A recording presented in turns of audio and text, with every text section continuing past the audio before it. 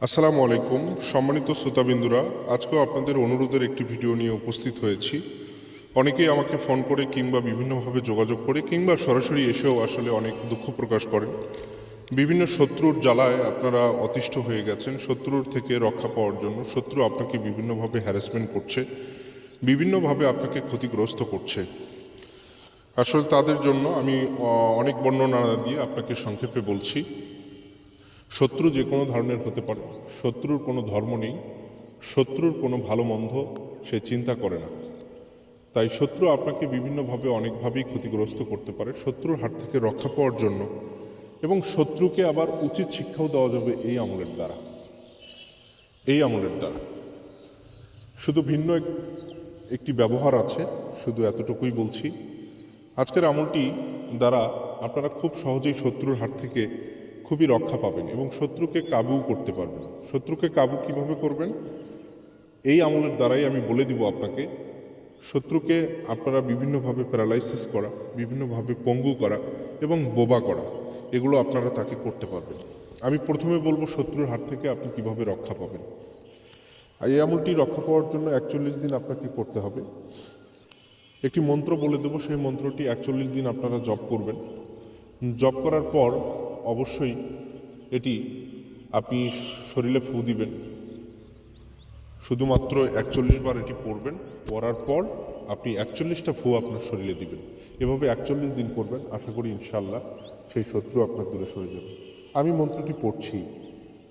ওম শুদ্ধি জ্যোতি বর্ম ধরা, অশুভ শক্তি দূরে সরা, শত্রুর পথ নিজে থামে, রক্ষা হোক আলোর নামে মে। এভাবে এটি আপনি করবেন। শত্রু থেকে রক্ষা পাওয়ার জন্য আপনাকে নিয়ম বলে দিলাম। আবার শত্রুকে কাবু করার ক্ষেত্রে, যদি শত্রুকে আপনি কাবু করতে চান, প্যারালাইসিস করা, বোবা করা কিংবা শুকিয়ে ফেলানো, বিছানায় ফেলানো, এটি আপনারা করার জন্য, শত্রুকে কাবু করার জন্য আমার কাছ থেকে অনুমতি নিতে হবে। আর শত্রু থেকে রক্ষা পাওয়ার জন্য এটি আমার অনুমতির প্রয়োজন নেই। অনুমতির জন্য অবশ্যই কমেন্ট বক্সে আপনার নাম, বাবার নাম সব কিছু আপনারা কমেন্টে লিখে দিলেও আমি আপনাকে অনুমতি দিয়ে দেবো ইনশাল্লাহ, কিংবা যোগাযোগ করে। শত্রুকে কাবু করার ক্ষেত্রে আপনারা এই মন্ত্রটি, যেটি আপনাকে একটু আগে আমি পড়িয়ে শোনাইছি, এটি আপনারা, যে শত্রু আছে সেই শত্রু যেখানে বসবাস করে, এটি আপনাকে লিখতে হবে। লিখে আপনারা 41টি কবজ করবেন, মানে 41টি তাবিজ করবেন এই মন্ত্রটি লিখে।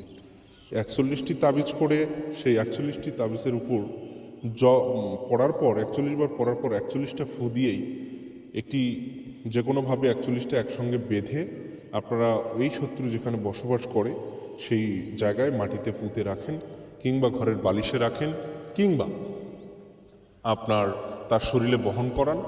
যে কোনোভাবে সে যেখানে বসবাস করে আপনি সেখানে রাখতে হবে। 41 দিনের মধ্যে সে পঙ্গু হয়ে যাবে, আমি আপনাকে কথা দিলাম। এটি পরীক্ষিত। তাই এই আমলের জন্য সবাইকে আমি অনুমতি দেব না। যারা দেখব তাদের কথা শুনে যে তারা সত্যি বিপদগ্রস্ত, আমি তাদেরকেই শুধু অনুমতি দেব।